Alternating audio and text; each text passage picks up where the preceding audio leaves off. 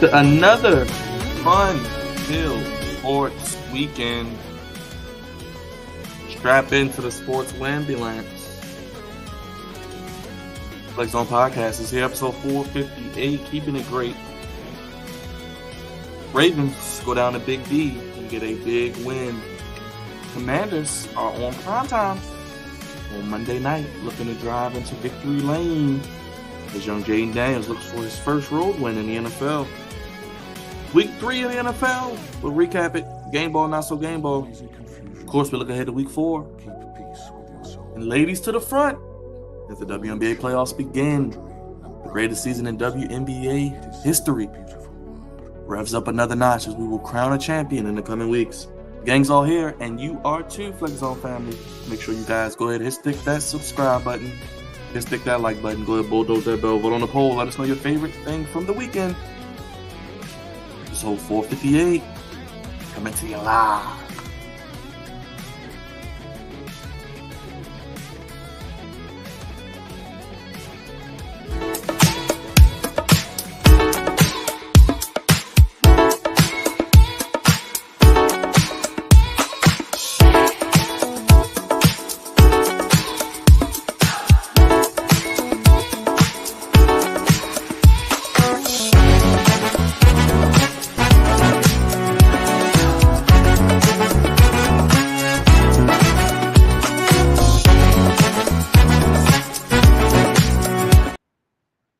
Knocking out the competition harder than Anthony Joshua got knocked out on Saturday afternoon in Wembley Stadium. It's the Flex Zone Podcast.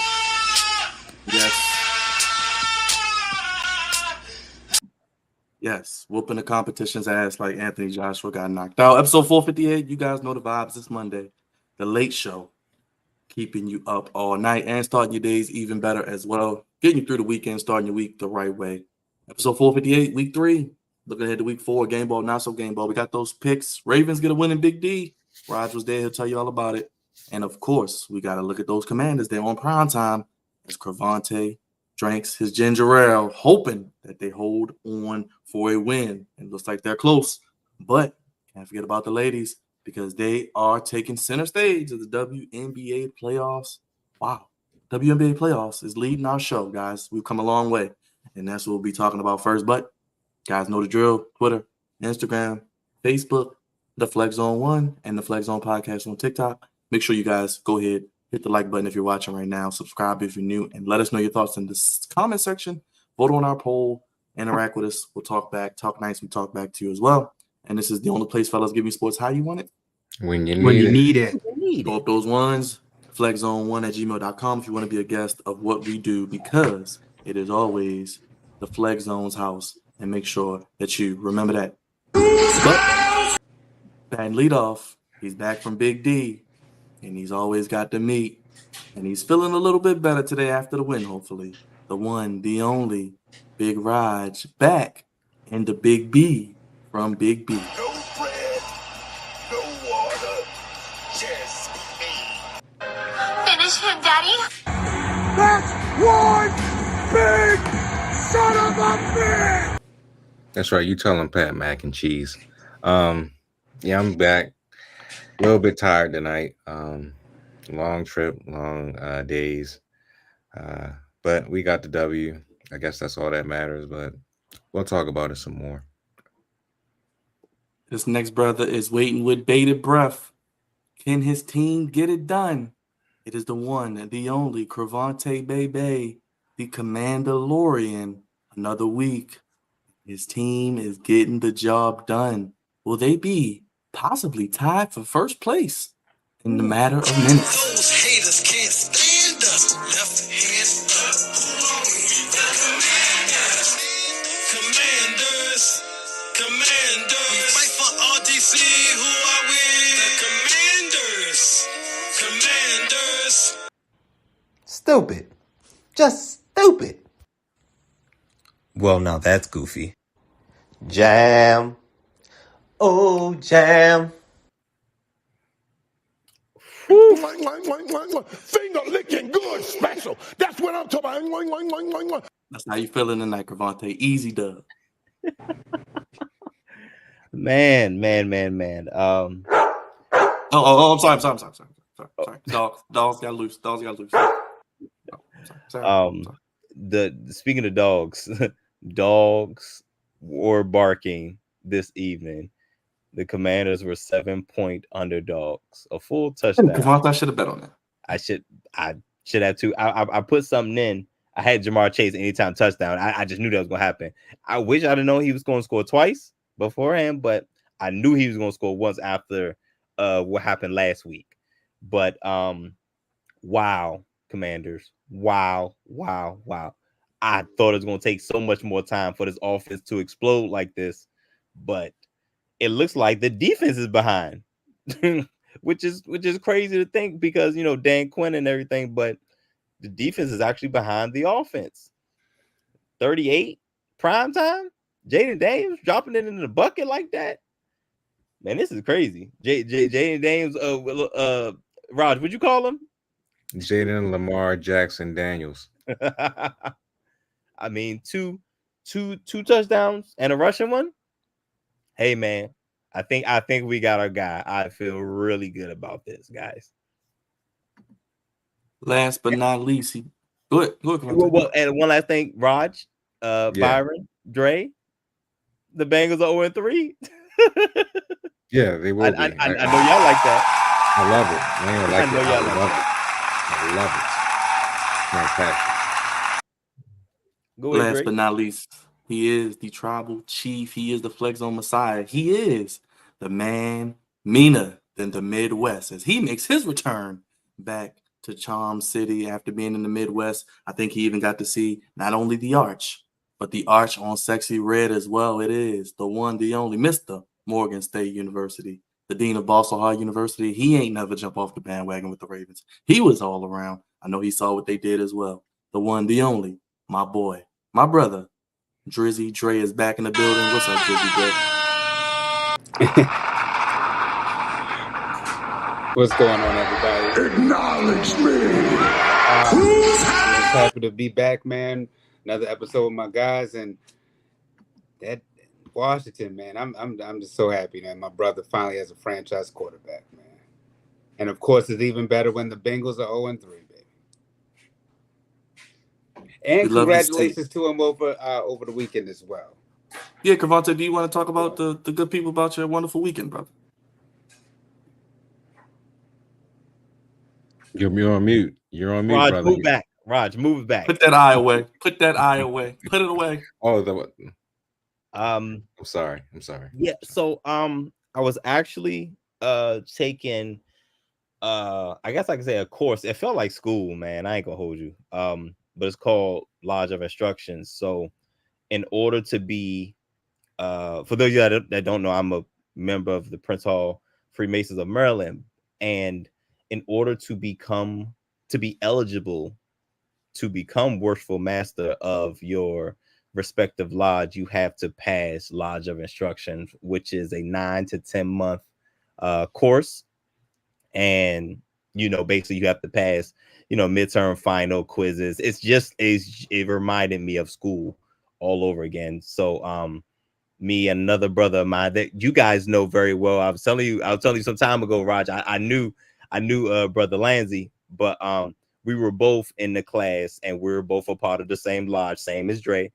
And we passed it together. And Brother Lanzi was the outstanding warden for the northern region, which is a huge honor for him and our lodge. So we're both eligible to be worshipful masters in the future, whenever that may be. So it was a nice accomplishment, you know, for myself. So that's what I did on Saturdays. I got to see my mom and my dad, stepmom, my lady, my brother came out. So there she goes. So yeah, it was a good time. We ate, party a little bit. It felt really, really good, man. So Saturday was good. And Saturday was so good. Sunday, I ain't wake up till damn near it was time for football. but it was a good, definitely a good ceremony. Well, Cravante, not only do we acknowledge the tribal chief. Not only do we acknowledge Dre, we acknowledge you, our master mason. Acknowledge me. Congratulations. Shout out to Thank Officer Lanzi as well. I known him since 2001. The Mervo days. I seen him a couple months ago at Yeah. Artscape. Afram. Was it Afram? Oh, okay. I was Afram and Artscape. I was say, I know he was there for Afram for sure. He was Yeah. Because definitely I there. ran into him. Seen him at both. So shout out to him. Shout out to you, Cravante, in your future endeavors. All I gotta say is this, brother. Continue the good work, my guy. I Wait a appreciate minute, it. Keep wait a those minute. secrets. Keep those secrets. From you, I'm surprised. Any What? other time you have something slick to say about? I did. I said something slick. I said No, he keep did. the He definitely did. Keep the secrets. I don't need to know them. Keep them. Yeah. So actually it's funny because Carlos Rod, you saw the comment that Carlos made about how long he's known Brother Lanzi, but I also know Carlos's cousins who are also Masons, which is absolutely crazy. But we had to call y'all the G-men. Well, not the New York Giants, but no, right. Appropriate. Mark, what up, man? Yeah. Well, I wish I could have been there over the weekend, man. But congratulations to you, man. Appreciate you, Dre. Definitely appreciate you, man. well, speaking of making history, making herstory, and we love the ladies on the Flex Zone, and it's only right we start with the ladies of the WNBA. We've been showing them love all season, Dre. The WNBA playoffs are finally here, and we will finally crown a champion after the most profitable, most entertaining, and just overall best WNBA season of all time. Asia Wilson wins her third MVP in 4 seasons, 27 points, 11 rebounds, gold medal. Looking for a three-peat. I got the bracket. Dre, I'm going to start with you. They are playing the Seattle Storm. Vegas already won the first game. We got the New York Liberty, Atlanta Dream. New York's up 1-0. You'll see on the bracket, actually, the Liberty and Aces would meet in the semifinals, not in the finals. So they would meet in this next round. We got the Lynx, my sleeper team. They beat the Mercury. White Mamba, Diana Taurasi. This could be her final ride. We don't know, but her playoff career continues. And Caitlin Clark makes her playoff debut. She did win Rookie of the Year. No surprise there with Angel Reese's injury. They did get trounced by the Connecticut Sun, but she did take them to the playoffs. Dre, how do you see this playing out, and your thoughts on your girl Asia Wilson, man? We've been showing them love all season. You hate to count out the reigning defending champions, especially after a historic season with Asia Wilson only becoming the second unanimous WNBA MVP. The only other one, Cynthia Cooper, in the inaugural season for the WNBA. But I'm a still roll with the Aces to three-peat. I know it's a tall task, especially this season. With teams like you said, like the Liberty, you got the Lynx. I mean, it's teams out there that can stop them from three-peating. But I mean, this team. You see with any sport, it gets harder and harder to three-peat. But I think if anybody can do it, it can be the Aces. The way that Asia Wilson's just been balling, she's been on a mission. Not a selfish mission, but a mission just to be great. And I think this is solidifying her to be. But not only was she ever one of the greatest, but especially now cementing herself, and three-peated will only put that this amazing season that she's had over the top. So I'm gonna still roll with the Aces to three-peat. Go ahead, Raj. I'm gonna go to you next, man. I know you have been watching the WNBA faithfully all season, man. You've been tuned in with the ladies, man. I've been trying to tune in. I've been off for ever since they came back from the Olympics. I've been kind of off and on the WNBA because one, football started back up. Two, I've been doing some other things, but I did see Asia Wilson get another MVP award, and she's earned everything that has came to her this year. The best player in the WNBA, hands down. Probably gonna be one. Maybe she might go down as the greatest WNBA player by the time her career is over with. I'm probably with Dre on this. I think they might win another championship coming up. I know they had somewhat of a iffy year, uh, but I just think that with their playoff experience and the way that the way that they play their games, I think they're going to have a chance to get another championship title. But other than that, I've been paying attention to Caitlin Clark, and as you said yesterday, Byron, she got completely destroyed in the playoffs. But well, in the first game, I should say. But I mean, she was a rookie. Yes, got the Mayo beat out of her. Right? I expect her to make rookie mistakes, especially in her first playoff appearance. It comes with the territory. It comes with the territory, man. It comes with the territory. So it is what it is. But I'm gonna try to pay attention more since I'm back home now to the WNBA playoffs. But I've been out for a couple of days. Well, more than a couple of days, and I just been all over the place. So I'll get back into it. Devontae, baby, are you rolling with the Aces? I see you got your black on, like Dre, kind of got your Aces colors on. Asia Wilson, I mean, that and the Liberty in the second round, sign me up, take my money, and that's not even the finals. Absolutely. The New York Liberty, probably is going into the playoffs as the slight favorite, definitely the favorite in the East, to go to the finals. But I'm a fan of history, y'all. Well, I'm a fan of history when I like the subject. And Asia Wilson and the Aces, I like that history. I absolutely like that history. So I'm cool. I'm cool with them three-peating. But if it's going to be a team to stop them, I think it's going to be the Liberty, and that's it. I think that's the best. I think that's the only. Well, I think they're at each other's hurdles. I think standing in front of the Liberty is the Aces, and standing in front of the Aces is the Liberty. I think those are the two best teams we have. Shout out to Sabrina and Stewie from the New York Liberty, and Asia Wilson and the Aces. Man, it's money. You know what I'm saying? Take my money. I absolutely love to see it. And so how the playoffs are working, they're just doing just the straight. There's not East and West. Yeah, it's just the best 8 teams based on record. Okay, well, still, Yep. I think New York, even New York coming out of the East, I think if it was East and West, I think that the New York Liberty probably would have a sweet ride to the finals. So I think this is kind of unfortunate that this could possibly happen next round, but nonetheless, love to see it. Can't wait.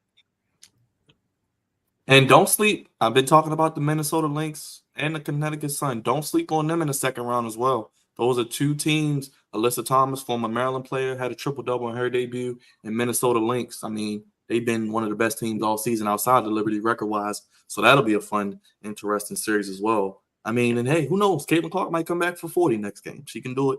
So anything could happen. We want to hear from you. What do you guys think of the WNBA this season? What do you think of Asia Wilson's third MVP in 4 seasons? I believe she joins Lisa Leslie, Cheryl Swoops as one of the only women with at least 3 MVP awards, and she ain't done yet. So she's just getting started. And with the expansion, we got a team coming in Oakland or Golden State next year. So the Valkyries, that'll be interesting to see what they do to continue to expand. And Cravante, I wouldn't be surprised if the playoffs are about 12 or 16 teams, and they do an East-West thing in the next 3 or 4 years, especially with the new TV deal. So we'll see what happens with the ladies and keep you guys posted. It is a best of 3 in the first round. If you don't know, best of 5 in the semifinals, best of 5 in the finals as well. So we'll see what happens with that. If they maybe go to a best of 5 in the first round with more money on the table, things like that as we move forward and the ladies get their due. But once again, we want to show our love to the ladies of the WNBA, and we'll be talking about you in the playoffs to see how it plays out in the actual WNBA finals presented by YouTube TV. Even YouTube getting a cut of the WNBA. You know, YouTube will find a way. Yes, so we'll see what happens. We shall see. I want one more NBA note because we are about to start NBA training camp. The NBA season is about a month away, guys. Can you believe it? We're almost there. And Dre, one of your favorite players in the city that you call home frequently a lot. Joel Embiid gets 3 years, $192.9 million extension, bringing his career earnings to over $500 million. And he don't even play that much, Cavante. Dre, is this the year, or I guess these 3 years, will he be able to bring your second home a championship? And will he be healthy enough to do so? Ha ha ha ha ha. The answer is no. I want to root for the Philadelphia 76ers, but I just don't see it. I mean, there's so many good teams right now within the East. I know a lot of people are always going to be on Boston. Of course, they're going to be the number one team for at least a couple more years. Then you still got the Indiana Pacers. You still got the New York Knicks and the Philadelphia 70. Oh, can't forget the Orlando Magic. They're up and coming. And then you got the 76ers. I know they added PG-13. You got Embid there, Maxey, but until they're all healthy and all, well, at least PG-13 and Joel have issues. So if they can stay healthy, they can possibly finally make it to the Eastern Conference Finals. But it depends on health. I mean, we saw that with the Knicks. We all thought it was going to be New York versus Boston, and then injuries just succumbed them, and they couldn't make it out of Game 7 to advance to the Eastern Conference Finals. So it depends on health and luck, and it just hasn't happened thus far for the 76ers. So we'll see. But these other teams are on their way. So it's a maybe. I hope so. But if everybody is on, if they, like I said, if they're healthy, they can do it. But if they're not healthy, then I don't see it happening. Vontae, you don't look like you're a believer. No. The Sixers have always been that team that looks good on paper, but just can never get it together and put it together.